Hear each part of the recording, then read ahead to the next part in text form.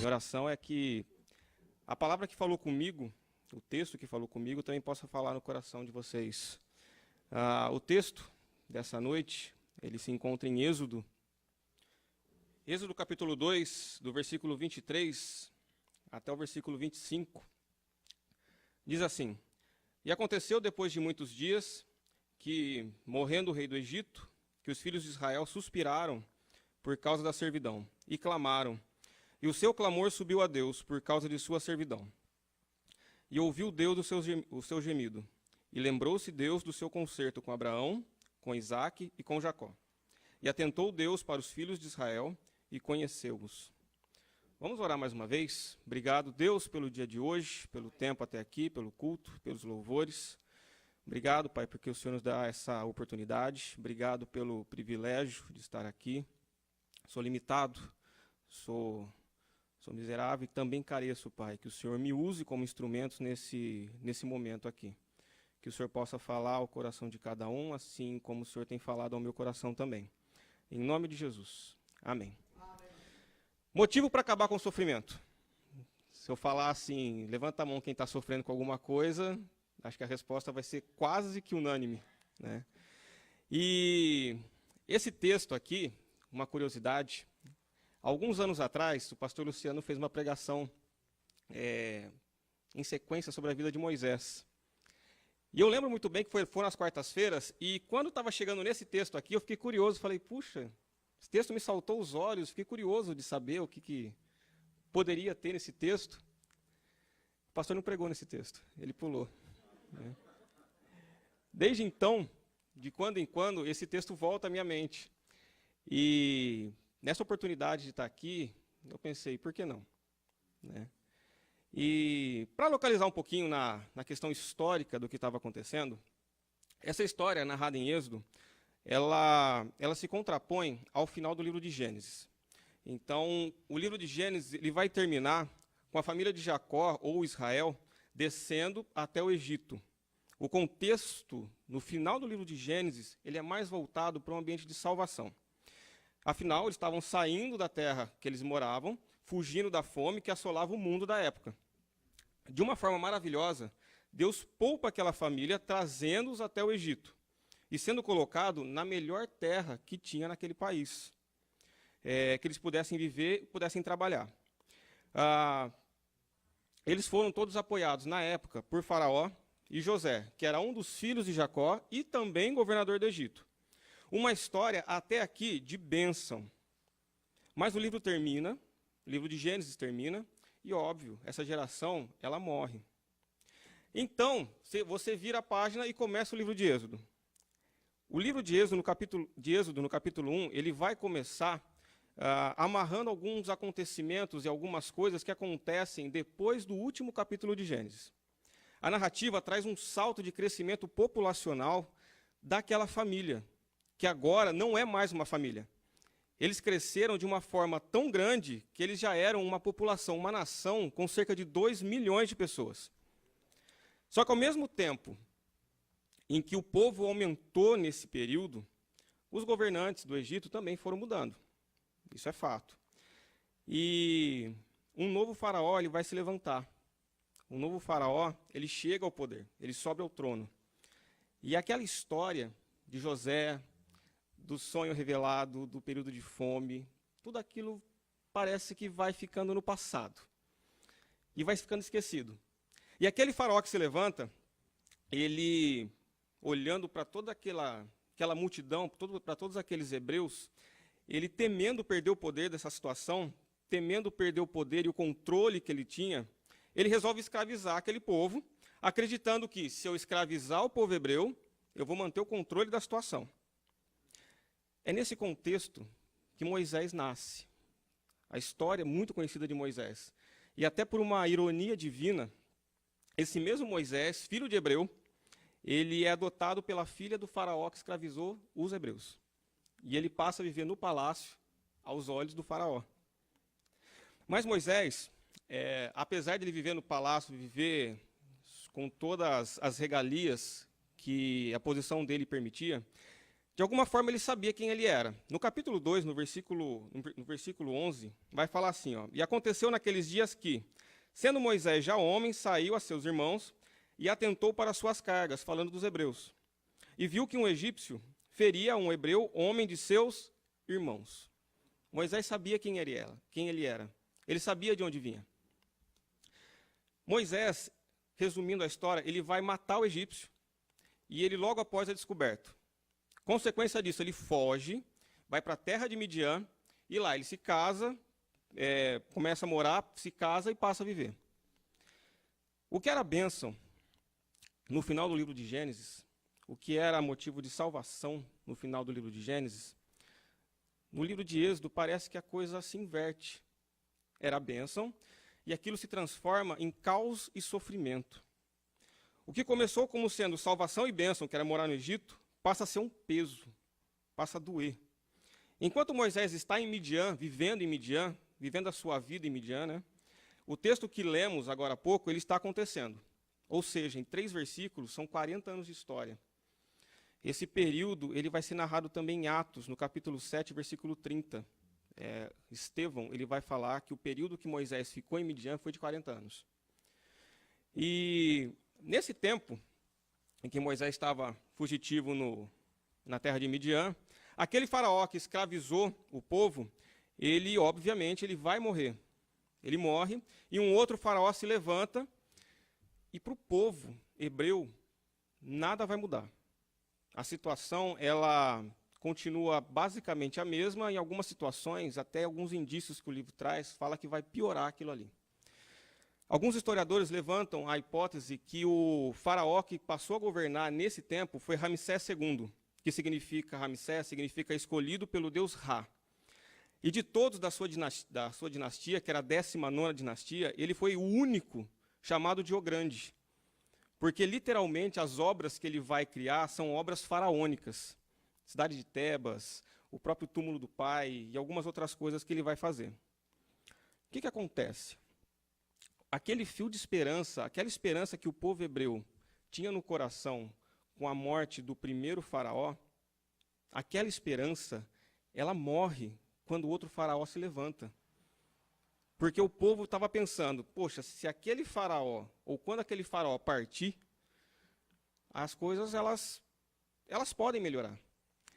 Então, por isso que quando esse faraó novo se levanta, eles percebem que nada muda, percebem que a situação chega até a piorar, e é por isso que no versículo 23 vai falar, suspiraram por causa da escravidão. Esse suspirar é o sofrimento que estava dentro do coração, que até então poderia ser disfarçado. Quando eles percebem que a situação não vai mudar, que a situação piora, aquele sentimento que eles estavam guardando, aquele sentimento que eles estavam segurando, eles põem para fora. Eles, de uma forma humana, eles não aguentam mais aquela situação que eles estavam vivendo. O sofrimento para o povo hebreu nesse tempo chegou num limite tão máximo que eles começaram uma situação a entrar em desespero. E aí vem a pergunta: quando o sofrimento é tão intenso como foi para o povo hebreu, fazer o quê? O que eu vou fazer? Esse texto ele traz algumas lições que eu quero compartilhar com vocês. A primeira das lições é identificar a causa do sofrimento. No começo do versículo 23, vai falar assim: depois de muitos dias, que morrendo o rei do Egito, os filhos de Israel suspiraram por causa da servidão. Aqui eu já falei um pouquinho, o povo ele acreditava que se aquele faraó, ou quando aquele faraó antigo morresse, a situação ou as coisas poderiam melhorar, poderiam tomar um novo rumo, poderia se criar um novo cenário. Mas não melhora. E se você seguir na história, você vai perceber que esse faraó, provavelmente Ramsés II, ele vai ser muito mais duro que o faraó, ou que os reis anteriores foram para aquele povo que estava escravo. Com a gente acontece alguma coisa bem semelhante. A gente acredita que, e muitas vezes a gente passa a acreditar que se uma determinada coisa acontecer, ou se eu fizer algo, ou se eu tiver algo, então aquele sofrimento vai acabar. Da mesma forma que o povo acreditava que quando aquele faraó morresse, as coisas poderiam melhorar, a gente às vezes se encontra no mesmo contexto. Se algo acontecer, ou se eu fizer algo, ou se eu tiver algo, então a minha alegria chega e meu sofrimento ele vai embora. O que eu faço então? Eu começo a lutar com todas as minhas forças para que aquilo que eu tanto desejo aconteça. Eu oro, eu trabalho, eu faço jejum, eu corro atrás para fazer aquilo se tornar realidade. Mas quando aquilo se torna realidade, eu percebo que nada muda. Vou dar um exemplo. Eu peguei um exemplo bem simples. Se eu não tenho um carro, por exemplo, eu não tenho carro. Eu sofro por todas as questões de não se ter um carro. Pego o ônibus lotado. Eu dependo de carona. Eu fico limitado aí em alguns lugares por não ter um carro. Eu fico limitado porque, dependendo da hora, eu preciso ir embora, porque o último ônibus ele passa determinada hora, eu moro muito longe. Então eu começo a acreditar que se eu tiver um carro, qualquer um, até um Fusca, a minha situação ela vai melhorar. Eu vou parar de sofrer por não ter um carro. Então eu começo a trabalhar mais, eu faço hora extra, eu faço economia, eu faço um financiamento, eu vou na igreja, eu oro. Ó, Deus, me dá um carro. E aí eu trabalho, e eu vou lá e eu consigo comprar o meu carro. Eu paro com o carro aqui e falo, meu sofrimento acabou. Só que não. O que acontece? O sofrimento, eu percebo que o sofrimento ele não acabou, mas que ele mudou de nome. Comprei o carro, preciso fazer manutenção. Comprei o carro, preciso colocar no seguro. Comprei o carro, preciso parar no posto para abastecer. Quem tem carro sabe do que eu estou falando. Principalmente a gasolina. O sofrimento, ele não vai embora. Ele só vira uma chave ou vira uma faceta. É como se ele tirasse uma máscara e colocasse outra. Mas a gente tem mania de fazer isso.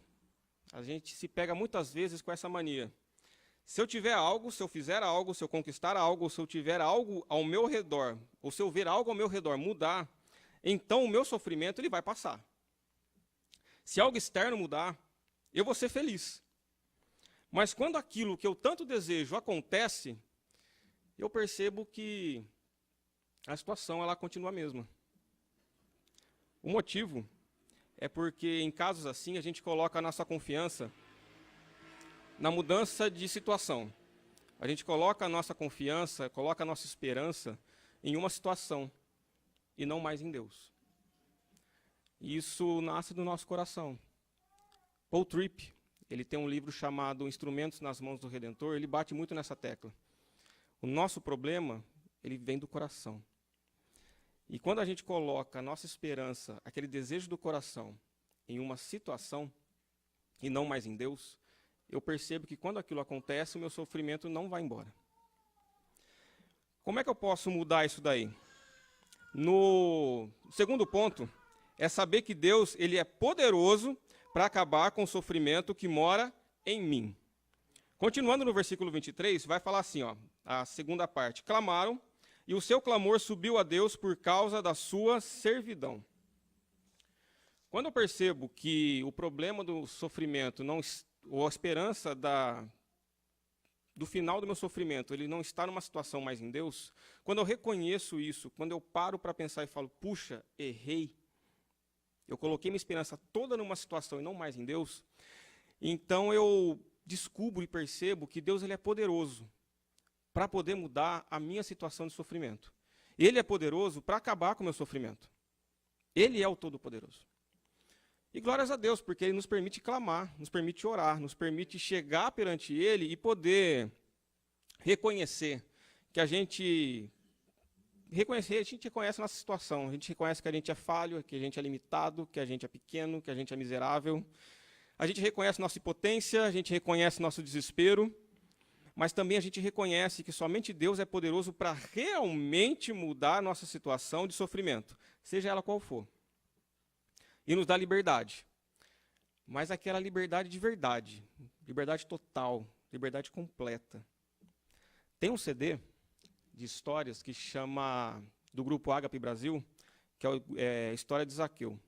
Tem uma frase no CD que eu gosto muito e eu sempre gosto de me lembrar dela, que ela fala assim na narração da história, que Jesus, ele podia curar todas as coisas, até coração machucado. Eu acho fantástico isso. Ele pode curar o nosso sofrimento. Deus pode curar o nosso sofrimento. Então eu clamo. E o clamor do seu povo, o clamor do povo de Deus, o clamor do seu povo, ele não passa desapercebido aos ouvidos de Deus. Então, quando eu oro, ou quando eu clamo, o texto ele vai trazer 3 aspectos da ação de Deus sobre a nossa oração. Deus, ele ouve, Deus, ele se lembra, e Deus, ele se atenta à nossa oração. Versículo 24, a parte A, só o comecinho do versículo. E ouviu Deus o seu gemido, e ouviu Deus o clamor do povo, e ouviu Deus a oração do povo hebreu. Eu parei para pensar quando eu cheguei nessa parte, que eu pensei assim, ok, mas qual oração que Deus ouve? Já parou para pensar? E pensando nisso, estudando e pesquisando um pouquinho, eu fui parar no livro de Daniel, capítulo 10, versículo 12. Daniel, capítulo 10, versículo 12, diz assim: Não temas, Daniel, porque desde o primeiro dia em que aplicaste o teu coração a compreender e a humilhar-te perante o teu Deus, são ouvidas as tuas palavras. Interessante. O profeta Daniel, ele era alguém que realmente orava. O profeta Daniel, se tem um dos homens da Bíblia que orava, esse homem era Daniel. E nesse contexto, nesse texto que a gente acabou de ler, mostra que as palavras de Daniel, elas foram ouvidas por Deus, porque ele aplicou o coração dele a compreender e a humilhar-se perante Deus. O anjo chegou para o profeta e falou: as suas orações foram ouvidas, porque você se aplicou o teu coração a compreender e a se humilhar. Um dos significados da palavra aplicar, ela é colocar em prática. Então a gente pode dizer que Daniel colocou em prática o coração dele para compreender a vontade de Deus, compreender a sua palavra, compreender o seu tempo. E por causa disso, ele colocou em prática o humilhar o coração dele perante Deus. Opa, prática não vem da noite para o dia. Prática requer algo diário, requer algo constante, requer esforço. Então, quer ter a sua oração ouvida? Aplique o seu coração a compreender e a se humilhar perante Deus. Se dedique a compreender a vontade de Deus. Se dedique, e parece, para quem não tem essa familiaridade com a palavra de Deus, parece até estranho. Poxa, mas eu, cristão, me humilhar? Se humilhar perante Deus. Sabe por quê? Porque você é pecador, que nem eu. Você é humano, você é falho. A humilhação é quebrar o teu coração na presença dele. E aí você compreende a vontade de Deus. E você compreendendo a vontade de Deus, você passa a orar mais dentro daquilo que Deus quer para a sua vida. O quanto estamos dispostos a colocar em prática nossas vidas, a entender a palavra de Deus e nos humilhar perante Ele? Deus, Ele ouve as ovelhas que ouvem a sua voz. Deus ouve as suas ovelhas, e ovelhas que ouvem a voz de Deus. Então Deus ouve as nossas orações. Deus também, ele se lembra das promessas. Versículo 24, a segunda parte. E lembrou-se Deus da sua aliança com Abraão, com Isaac e com Jacó. Tinha uma coisa que era verdade nessa história toda aqui. A escravidão do povo hebreu era algo que Deus já tinha falado para Abraão, lá em Gênesis. Deus chegou para Abraão e falou: Abraão, os seus descendentes, aqueles que vêm depois de você, eles se tornarão escravos, mas também Deus deixou claro e fez uma promessa: eu vou libertá-los. Quando o povo clama a Deus, Deus se lembra dessa promessa. Deus se lembra da promessa que fizera. Deus se lembra, ou até a gente pode colocar que Deus nunca se esquece, de cada promessa que se encontra na sua palavra. Mas ele não se esquece, ou Deus se lembra das promessas, não porque nós somos especiais, ou porque nós temos algo importante, ou nós temos uma adoração que é singular perante ele, ou porque ele vai com a nossa cara. Ele se lembra das promessas que ele fez, porque ele é fiel. Em 2 Timóteo, no capítulo 2, versículo 13, diz assim: se formos infiéis, ele permanece fiel. Ele não pode negar-se a si mesmo. Deus não pode negar que ele é fiel. Isso faz parte dele. Deus é fiel para cumprir todas as promessas que ele nos faz através da sua palavra. Ele prometeu, ele vai cumprir. Ele disse, ele vai fazer. A palavra de Deus se cumpre sempre. Só que na hora dele, no tempo dele e do jeito dele. E para a gente? Para a gente fica a dica. Lembre-se sempre das promessas que estão na palavra de Deus. Por exemplo, eis que estou convosco todos os dias. Em Apocalipse tem uma promessa que eu particularmente gosto muito, né, já no fim dos tempos, né, que fala assim, que Deus, Ele mesmo enxugará dos nossos olhos toda lágrima. Que bênção! O próprio Deus vai enxugar a nossa lágrima. Todo aquele sofrimento é o próprio Deus que vai tratar. Então, quando tudo se complicar, quando tudo apertar, quando a situação ficar difícil, a gente tem que fazer que nem o profeta Jeremias, lá no livro de Lamentações, quando ele diz, trago à memória aquilo que pode me dar esperança. Então, Deus ouve nossa oração. Deus se lembra das promessas que ele fez ao povo. E Deus se atenta para a nossa condição. No versículo 25, ele fala assim, e viu Deus os filhos de Israel, e atentou Deus para a sua condição. Deus nos vê e sabe da nossa situação. Ele sabe. Deus sabe. Deus sabe da nossa condição, sabe que nós somos frágeis.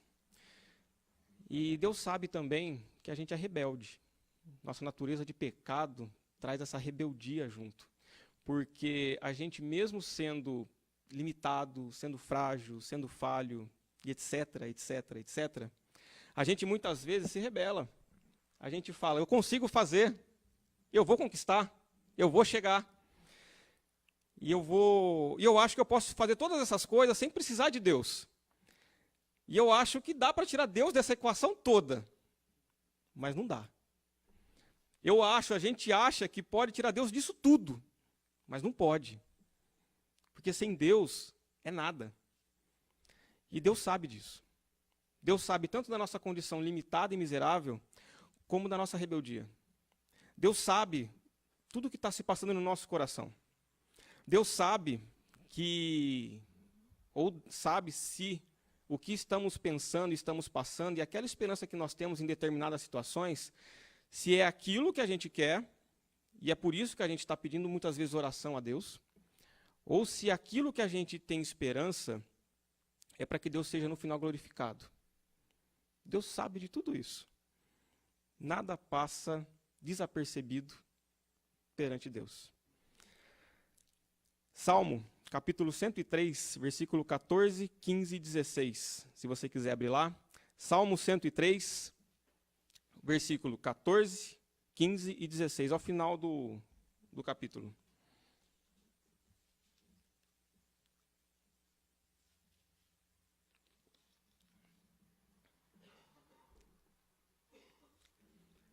Salmo 103, verso 14, 15 e 16. Diz assim, pois ele conhece a nossa estrutura, lembra-se de que somos pó. Quanto ao homem, os seus dias são como a erva, como a flor do campo que assim floresce. Passado por ela o vento, logo se vai, e o seu lugar não será mais conhecido. Deus sabe da sua estrutura, Deus sabe do jeito que você é feito. Muito mais do que você mesmo. Aquelas pessoas que falam assim, eu me conheço, eu sei do que eu sou capaz, né? Não sabe nada. Sabe não. Deus sabe. E Deus sabe que você é tão limitado a ponto de precisar da mão de Deus sobre a sua vida, cuidando de você, te dirigindo e te guiando. Deus conhece cada um dos nossos limites. Até quando achamos que se tivermos isso ou aquilo, seremos livres do sofrimento. Deus sabe. Então, quando a gente identifica o motivo do nosso sofrimento, a gente percebe que é o coração. Então a gente clama a Deus, me socorre. E a gente percebe que Deus ouve a nossa oração, que Deus se lembra, ou nunca se esquece das suas promessas, e que Deus se atenta para a nossa condição. A gente fecha todo esse pacote chegando em uma conclusão a partir desse texto. Eu preciso de um Redentor. Mas não só um Redentor que nos salve. A salvação ela é muito importante. A salvação ela é única. A salvação só Deus pode dar essa salvação completa e essa garantia. Só pode vir de Deus. Mas não só um Redentor que nos salve, mas um Redentor que também ande conosco. Mais exatamente, à nossa frente. Ele precisa nos salvar, mas também precisa caminhar à nossa frente, mostrando o caminho que leva à terra prometida. No caso do povo hebreu, a história, na sequência aí, vai mostrar que Deus vai levantar Moisés para tirar o povo do Egito e comandar e dirigir, estar à frente deles até a porta da terra prometida. Para mim e para você, Deus envia Jesus para nos salvar e caminhar conosco no caminho da santificação. O caminho da santificação, ele é árduo, ele não é fácil. Principalmente porque a gente está tentando abandonar uma vida de pecado, uma vida no mundo, para poder viver na presença de Deus. A salvação é como se Deus tirasse a gente do mundo, a santificação tira o mundo da gente. Isso dói. Jesus sabe disso. Então, eu quero concluir dizendo, vamos nos colocar ainda mais na presença de Deus. Vamos colocar tudo diante dele. Colocar nossa esperança, ou colocar a esperança da nossa alegria em Deus. Colocar a esperança do fim do nosso sofrimento, ou do meu sofrimento, na cruz. Está tudo pago. Como escreve, e eu termino com esse versículo de Filipenses, capítulo 4, versículo 6. E eu termino essa mensagem com esse texto. Não estejais inquietos por coisa alguma. Antes, as vossas petições sejam em tudo conhecidas diante de Deus, pela oração, súplica e ações de graça. Deus abençoe a todos. Amém. Quando o Senhor Jesus chamou meu coração, não fez um convite descuidado ou impensado. Não quis apenas ser gentil ou educado, mas deixou claro que havia algo importante a ser feito.